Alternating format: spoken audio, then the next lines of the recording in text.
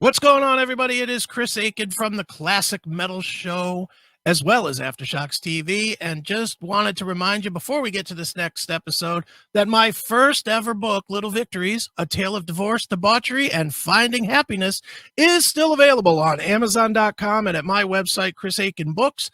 If you're going through a divorce or a bad breakup or whatever, this is going to be surprising because it's not just me telling dick jokes, but it's a fun book, but it's a very heartfelt book, and it's one that, if you've gone through anything ugly, you can definitely relate to it, and maybe it'll help you get through it if you're going through it right now. So check it out, Little Victories. It is available now, Amazon.com or Chris Aiken Books.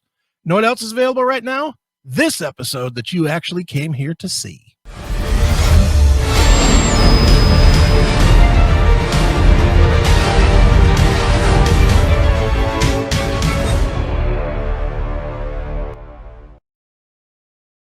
We're back here with another episode of Aftershocks on AFTERSHOCKSTV.com. And our guest today, we've got one of power metal's most notorious voices. He's been doing it for well over 35 plus years now with his band Helstar. And of course, I'm talking about none other than the man himself, Mr. James Vampiro Rivera. What's up, James? How you doing? Hey, I'm doing fine, and thank you for getting the name right.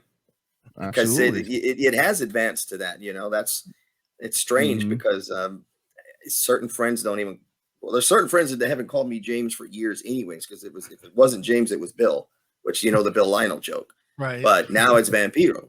So, and it's like, and it's on a serious level too. Like, hey, Vampiro, you want another shot, bro? Like, yeah, man, sure, thanks, So, and then, or if it's not that, it's like, hey, Bill, dude, hey, I'm going to get another beer. You want one? Yeah. Like, does anybody call me James anymore? Awesome, man.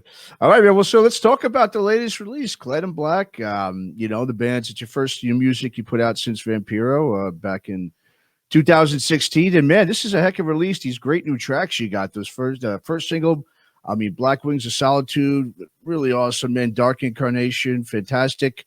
And you got some really awesome covers too. You guys did on this record too, a Pre-Sabbath and Accept track. And exactly. Man. And of course, you've also, and it's even more, man, you've included the Vampiro album too, to the Digipack, the CD Digipack, and the streaming sites as well. So I guess it's pretty safe to say that there's sort of definitely a connection between Vampiro, the record, and then these new tracks. As the press release even states, they're both like peas and carrots.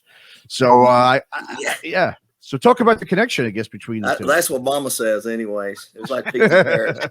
Mama, I bought Vampiro record, and I got CLAD in Black. I let Mama hear it. She says, it's like peas and carrots. But it's like blood and bats, there is a slight connection. Of course, the Vampiro record threw me into the vampire craze, 150%. And since then, that's it's like my nickname now. And the guys in the band acknowledge that, hey, he found an image on stage, he found a persona, let him run with it. The fans love it, everybody loves it, and everybody loves vampires and Dracula. That's never going to get old. And there's always that thing that wants me to kick myself in the behind. Is that clean enough? In the behind, No, you said yes. It's all good. Why I didn't do it back in Nosferatu, but it was 1989. It was way ahead of time. It was probably something that production-wise we couldn't do in a van, like bring me out in a coffin, the whole 9 yards. But here we are, almost 30 years later, and I get to live out that fantasy of what I always wanted to do. So Vampiro and CLAD in Black, they're tied a little bit together because of the title. And also Black Wings of Solitude is really the only real true vampire themed song. Dark Incarnation is about an evil witch. But see, if you leave it up to me, because I'm stubborn and I'm all about vampires, anything that you say, I can find a way to relate it to vampires. So it's like, yeah, Dark Incarnation's about an evil witch. Yeah, but she's Dracula's cousin. Oh, I see. Yeah. And then Across the Raging Seas, it's about Japanese kamikazes. And like, yeah, but see, they were possessed by Dracula. That's how they had the bravery to correct into those ships. So yeah, but that's not true. But anyway, so in a sense, it is tied in. But I made a nice fair deal with the band members. They love and worship everything I'm doing about Vampiro. They're behind me 100%, the whole vampire craze. But I feel like that's locking them in a box, so they don't necessarily always have to write about vampires or Dracula, anything related to that, or the undead. Anything I write will be always, and whatever they write, and then it gives fans a little bit of variety of different things. But you know, they're heavy, dark subjects, so musically, sometimes you just don't really know. Like somebody right off the bat thought Dark Incarnation was definitely about something to do with vampires. And then this other guy was really cool. He says, well, see, yeah, because, if you ask me, I thought Across the Raging Seas was about the ship that brought Dracula to London. I go, yeah, you're right. That's what it is. Here it is. There you go. Yeah. I'll take that. Oh, yeah. I'll take it. Yeah. Hell yeah.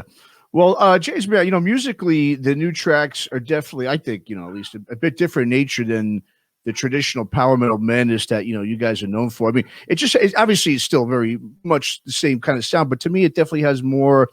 I'm hearing more like sort of classic, heavy metal leads, maybe a little bit less double bass on the drums on these songs, and more of sort of just an overall doom and gloom vibe and ambiance, And vocally, of course, man, you're still killing it. I don't know how you do it really at your age. You still hit those notes. It's blood. Unbelievable, man. I hear him. But yeah, and also, like I said, your voice has got a little bit more of a low end too on some of these songs, which is, I guess why it has a bit of that gloomy feel to me. Were you guys, intentionally trying to do something, a little different with these new tracks that what you typically do and you're known for, or did it just kind of, come out this way? Yeah, and no. I think everything we do, we try to outdo whatever we did in the past. Okay.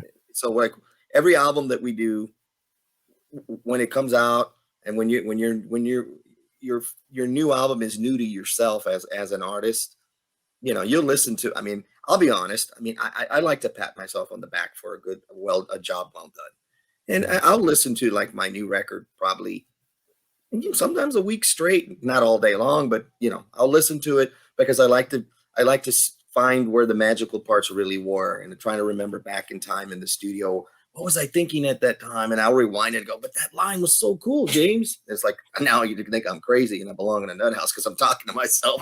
But no, it's just part of being an artist. Mm-hmm. And so I think, but every time we do a record, we always go like, man, I don't know, man. I'm scared to write the next record. How are we gonna, dude? I don't know, man. This Wickedness it was pretty wicked, and they almost feel doubtful. Then it doesn't take Mr. Barragan but two songs, and he sends me the music, the new riffs, this and that, and then the minute I listen to it, I go, whoa, we already blew away this Wickedness. Well, that's what happened with Vampiro, and so then Vampiro came out, and then we're really going like, man, I don't know. I think it's over for us, guys. He always does this. And then he started delivering Black Wings of Solitude and Dark Incarnation. I said, Larry, we already blew away Vampiro. And it always works that way. So subconsciously, we're always trying to outdo what we did in the past, but we're also trying to capture what is it that's missing, that why we didn't get a 9 out of 10 or a 10 out of 10 out of this. And it's because there's an old saying, and that's just going to be the case no matter what. You can please some of the people some of the time, but you can't please all the people all the time. My dad always used to tell me that. So I think that in a way, he wanted these songs to be even more melodic than we ever did, so that I could use my voice more and show my vocal talents and the variety of how to use it more. So when we wrote these new, especially the ballad, was just, I mean, you can't get any more wide open than that. Right. And, if you listen to Across the Raging Seas, I mean, I'm doing some very just almost, it's almost so operatic, and just, and it just, it's pretty in a way, and so in Dark Incarnation, I get to totally just, Halford it out, throw a little Danny Filth in here, and just get so aggressive and dark. But then the chorus is so cathedral-like, so it's like, little candle mass, we've never done a little candle mass, right.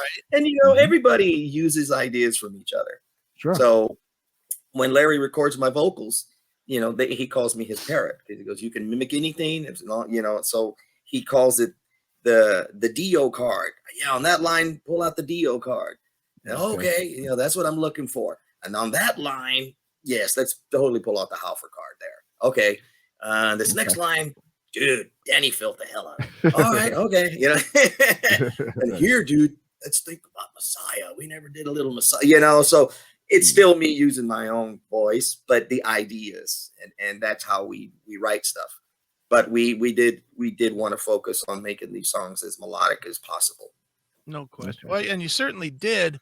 Now, James, you know, one of the things I noticed, at least from the press release, and I sort of get it, but I sort of don't, is that you worked with several producers, both internally with, you know, Larry doing you know what he does, as well as working with some external production as well.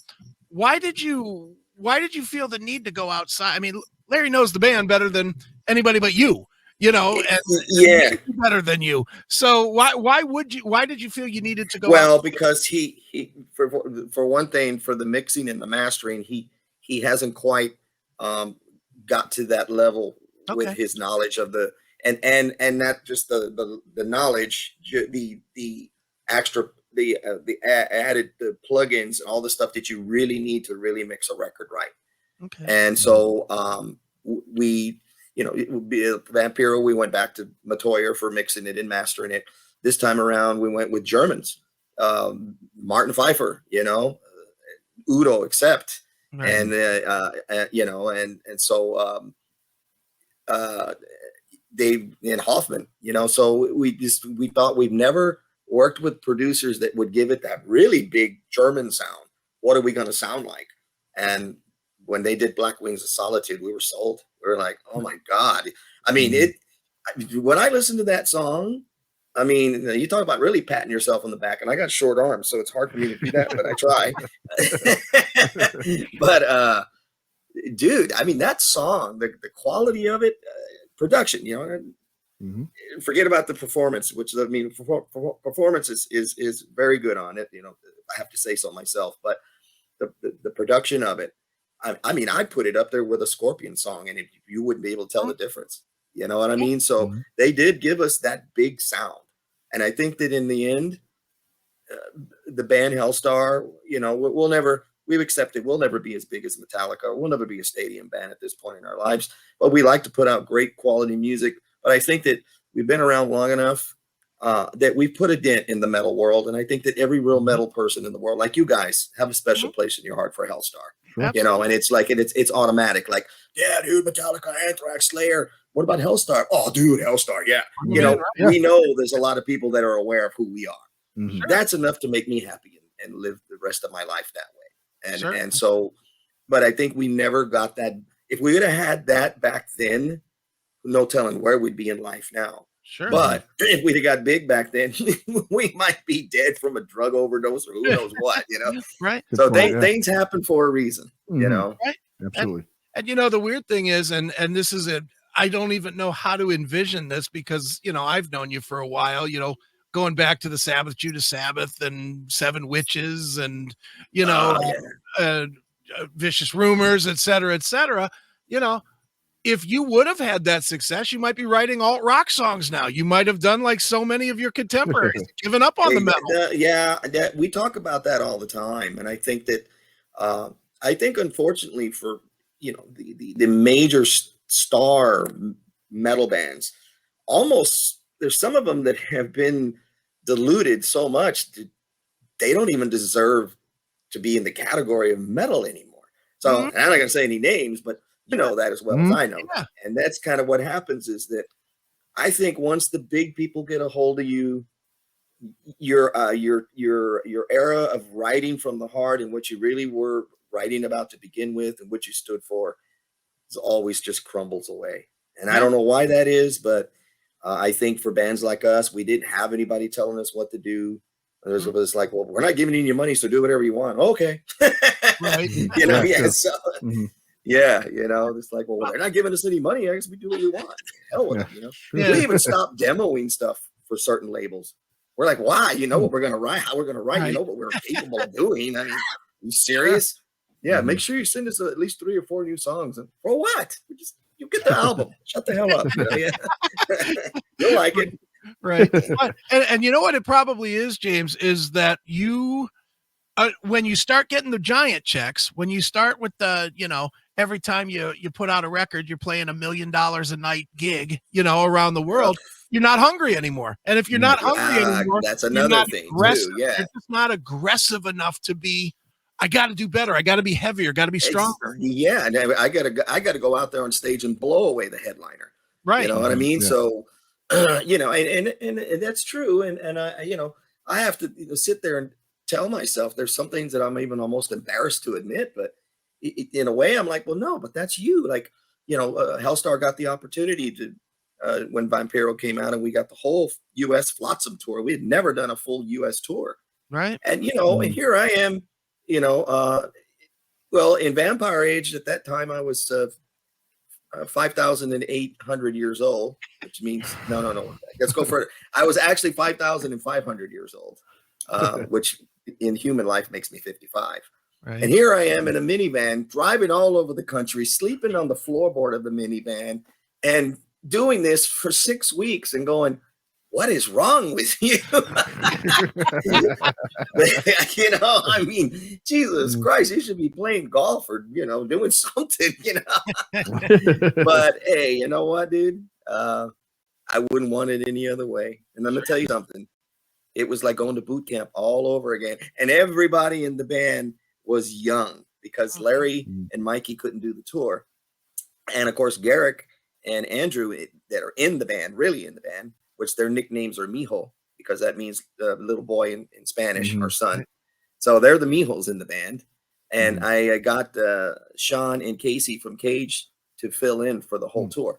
So here I am touring with a bunch of 20-year-olds, barely turning 30.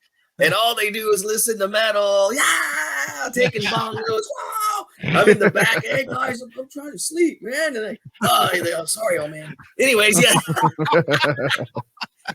Finally, I gave in and I started smoking the bowls with them. I said, hell, I can't beat them, join them. And let me tell you something, it mellowed me out. They're like, wow, look at him. He's smiling.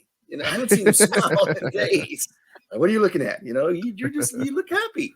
Well, I am, damn it, because of you. And I'm stoned. Yes, give me some pizza. Yeah.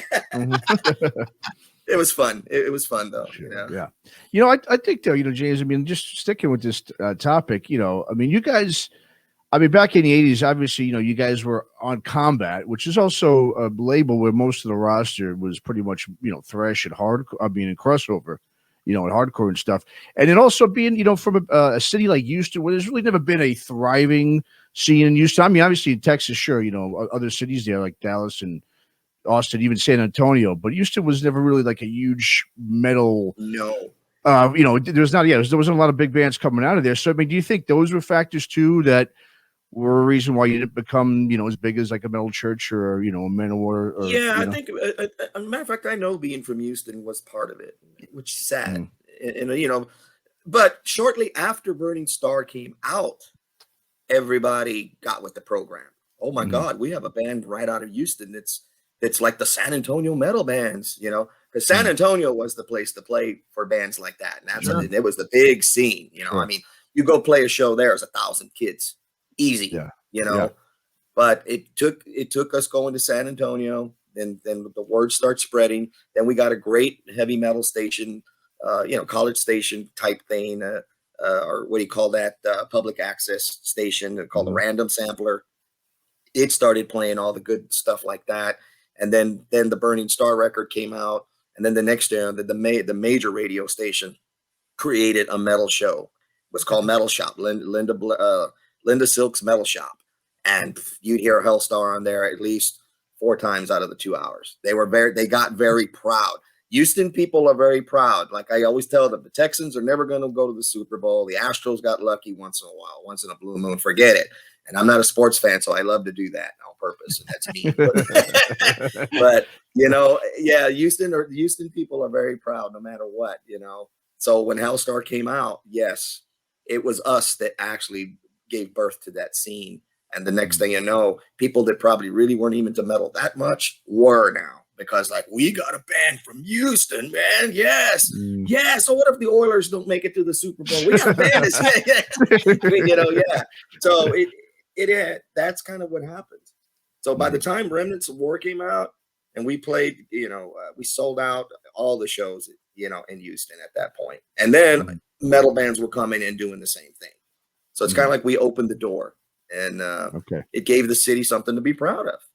Sure. And we're acknowledged by a lot of very important big things in media in Houston to this day, so see, it's kind of cool that at least we're a big fish in a small pond. Sure.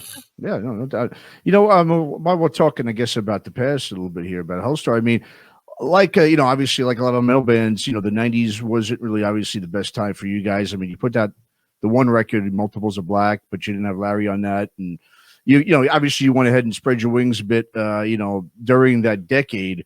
Do you think that break needed to happen for you guys, like for you and Larry, for, to both come back together for where you are today? I truly believe that, because if it hadn't happened, then we would have just we would have tried to hang in there longer, and then think it would have scarred him more, and then he probably would have never came back. But the 90s was cruel to, real metal bands. And it's just the way it was. But, 98 came around, 98, 99, the resurgence hit hard, and it hit harder than ever. And I was blessed and lucky at the time that God sent me Destiny's End. And Destiny's End was right on target, and Metal Blade took it in a heartbeat. And the next thing you know, I'm touring with Nevermore and Iced Earth all over the U.S. and then going to Europe, and my career started all over again. Wow. Yeah. Sure. Cool.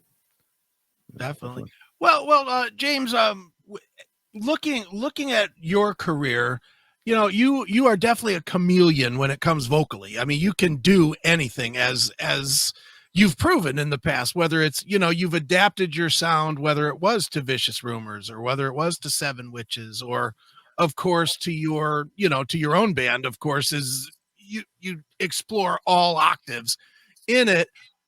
Why is it that you've never gone the route of like a Doogie White or a Ripper Owens or whatnot and become like the hired gun performer? You certainly have the vocals to do it, but it just seems like you've always kind of shied away from that, and you're either in a band or you're not. Yeah. Well, I just, I feel more comfortable when I'm in a band that I like, and I know that I'm going to put a lot of heart and soul into it, rather than go, it's a paycheck. Sure. I get it. I've had people ask me left and right, dude, can you sing on my record? It was getting really bad. And I'm like, okay. And they're like, dude, we'll pay you. And I'm like, you're a band that still lives at home with your parents. And how much money do you possibly have? Right. I mean, I can't take your money. I've had people, dude, can you give me vocal lessons? I'm like, dude, I can't explain that. I mean, I can sort of show you some things I know what preserves my voice, or why I use it the way I do. Sure. But I can't give you what God gave me if he didn't give it to you. Yeah. And see, that's especially when it comes to vocalists. I think that there is theory. There are some things that technically I think that vocal trainers can teach you, but I don't think there's any way in the world that they can give you the voice. Right. And everybody, and when you have a unique voice, no matter if you can't sing at all. Look at Bob Dylan. The minute the guy opened his mouth, you knew it was Bob Dylan. Well, lady, I mean, so, but how many records did he sell? You know what I mean? Yeah, sure. What about Elvis? Hey, tell you what, don't win that race. But I mean, I think that's what a lot of people don't understand, is that it's your voice that actually people can identify with, and they either love it or they hate it. And I think that, and again, without boastfully being proud, that people have said that to me a million times. They go, the minute James Rivera says one word, it's James Rivera. So you have your own identity. Oh yeah. Mm-hmm. Can I sing technically as and scientifically as good as say Jeff Tate or whoever, one of those? I mean, I call them the acrobat singers. Probably to save my life, no. But do I care to? No. I'd rather just be me. Right.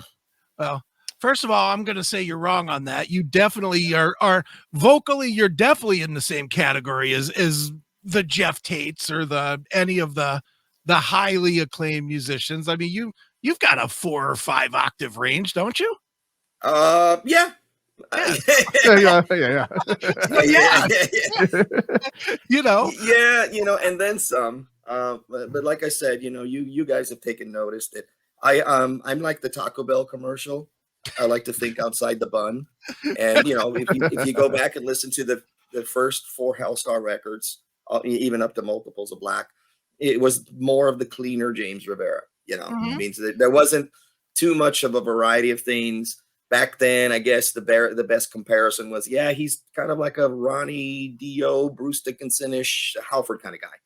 Sure. So as the 90s came around, and I've stayed intact with heavy metal in general, not just power metal or not just classic metal or whatever you want to call it. Yeah. I got very into Dark Tranquility, Cradle of Filth, the early good stuff, Sentenced, all those bands. So once I got into those bands, then I was listening to Danny Filth, and I said, you know what?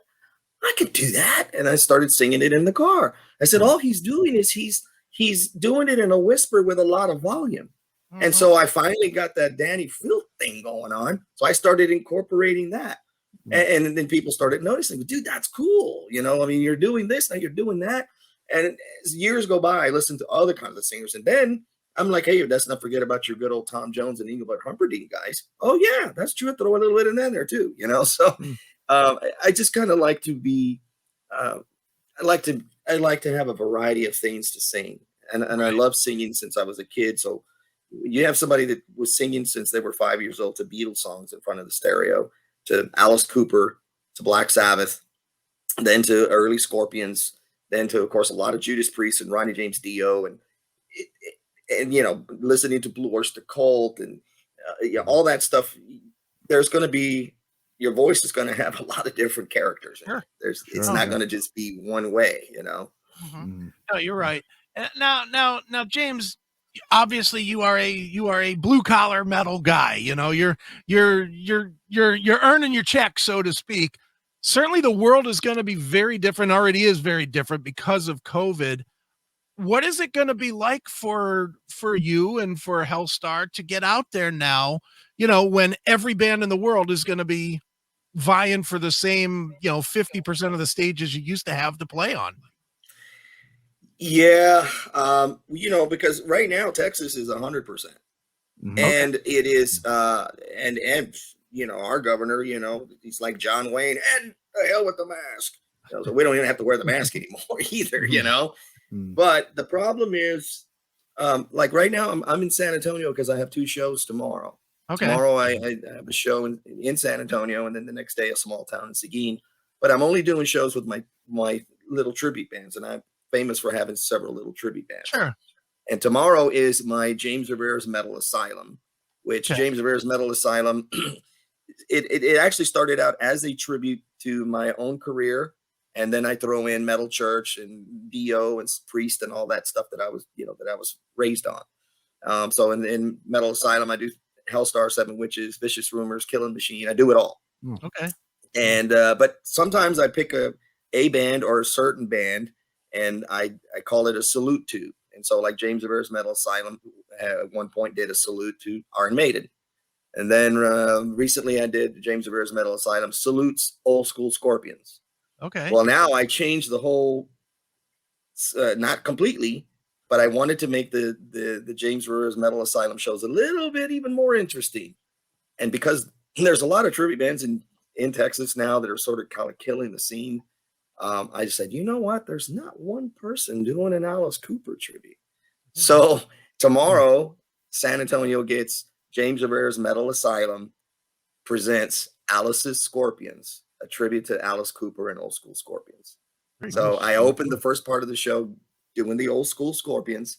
And then during the last part of Flight of the Rainbow, which is so long, I said, dude, just Uli rock the heck out of it. I go off stage, put on the makeup, put on the top hat, get the baton, and I come out and we open up with Hello, Hooray. Nice. Yeah. I'm not as tall as Alice. That's going to be the only kicker, but I can sing just like him. Yeah. Nice. I'd say better than him if you ask me. Yeah. I was singing like him when I was 12. There you go. Exactly.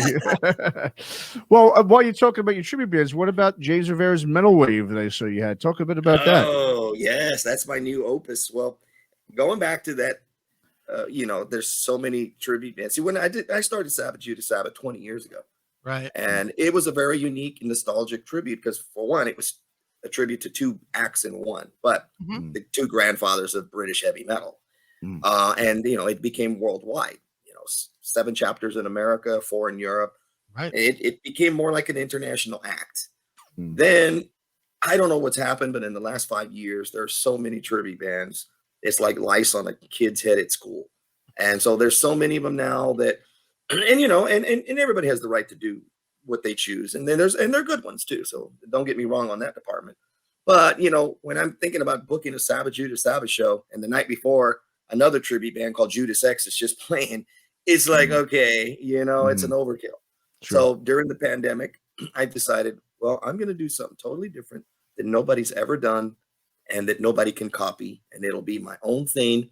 And when I started putting the band together, Larry Berrigan was the first one to step up to the plate. I'm in. And then Garrick Smith, the bass player, he's in. And we got 3 other great musicians from Houston. And I said, you know what my other passion is in music? I'm talking to myself again. So, no, I don't belong in the nut house, but I do this quite often. Like, okay, James, what is it else that you like besides metal? What is it? Your other number one passion almost is equal with metal. I'm like, well, of course, 80s new wave and dark wave. Exactly. Do Depeche Mode, Psychedelic Furs, Peter Murphy, Bauhaus, Sisters of Mercy, but do it metal. And that's how it happened. Wow. And so the band has already done a few shows and we're just blowing people away because of the versions. They're just there. Yeah. Every time people hear it, they're just floored. Matter of fact, Massacre's already interested in signing it. And I'm already getting write-ups in Europe about the metal wave thing. So that's what it is. Nice. Awesome. And I get to be Vampiro there too, because it's very, the way we did it is it's almost, musically almost is very Hellstarish meets some kind of a black metal gothic band. But the vocals are me. So and we, instead of having keyboards, we have a real Hammond organ. So it totally gives it that Hammer film horror vibe to it. So it's really cool. Awesome. Great, man. Just one last question, James. I mean, now that, you know, the record's been out, you know, for a little over a month, I mean, the only thing I'm seeing negative is the fans are complaining you only had 3 new songs. And I think you hit the bar so high, especially on Vampiro too, that your really core fan base, I mean, they're just pining for more. They really want, I think they want a Vampiro part 2, is I think what everybody is wanting. Is it coming? It is coming. I was going to say, okay. So basically the master plan was when I went back to the Germans, and because of, like I said, the stadium bands that, you know, looking at their history of how they did things, a lot of those guys used to do that all the time. Just put out a single and a picture disc, and they'd survive on that and go on tour on it. You know, so Hellstar's never put out a single. Hellstar's never put out like an EP. And, you know, so when I went back, I said, look, and I'm also like sort of going, man, you know, that old saying, out of sight, out of mind, and we put out a great record, then 2-3 years go by, nothing new until then. You know, it's like, what happened to those guys, you know?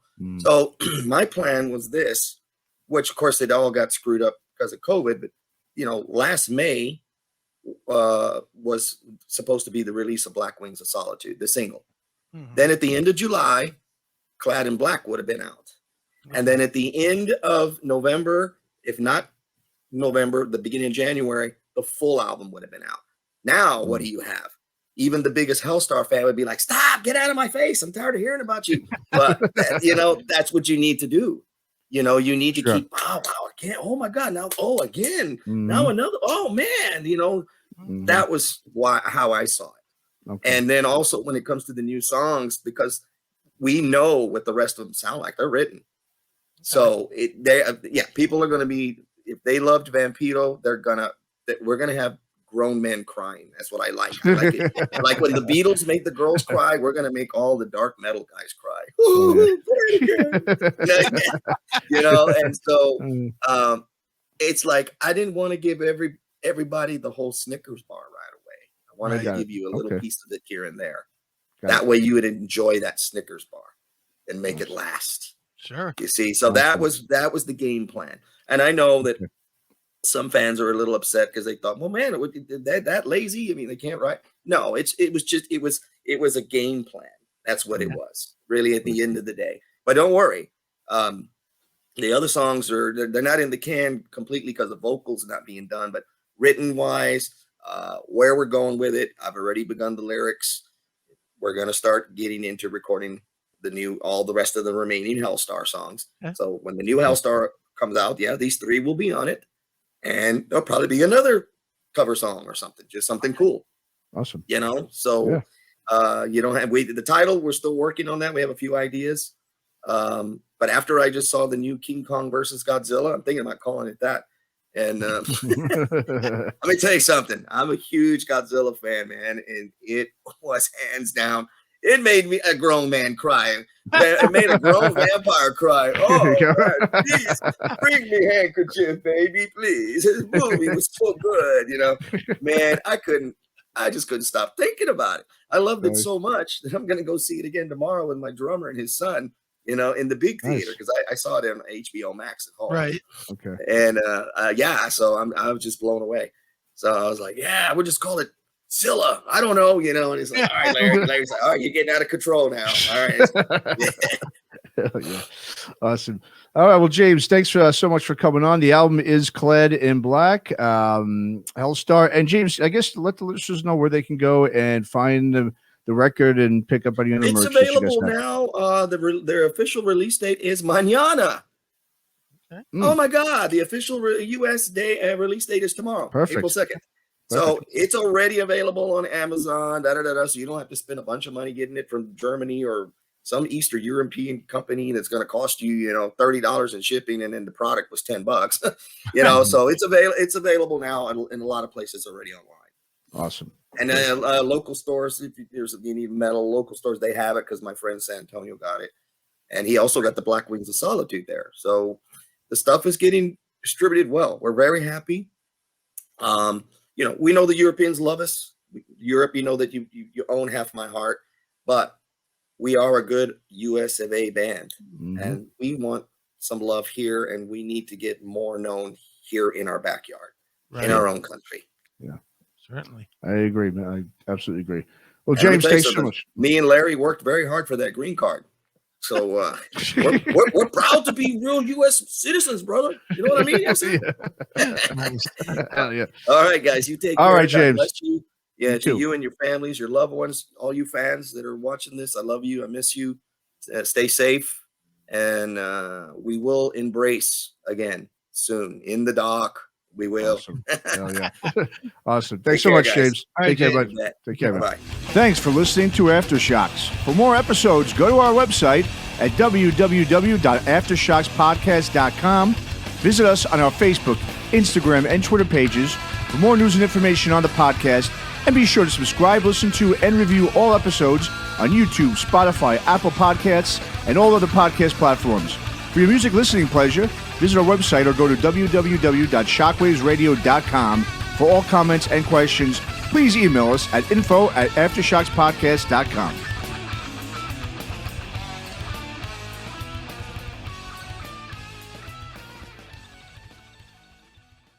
All right, everybody, another great interview right here on AFTERSHOCKS TV. And before we go, just want to remind you one more time, make sure you get over and subscribe to the CMS Podcast Network, cmspn.com. You can watch, you can listen, you can subscribe to everything that we do. Not only us, but the classic metal shows, Shockwave Skull Sessions, Talk to Me. It's all there. One site. Get 4 great shows. Never have to do anything again, but be entertained. So check it out. cmspn.com, cmspn.com, cmspn.com. Until next time, folks.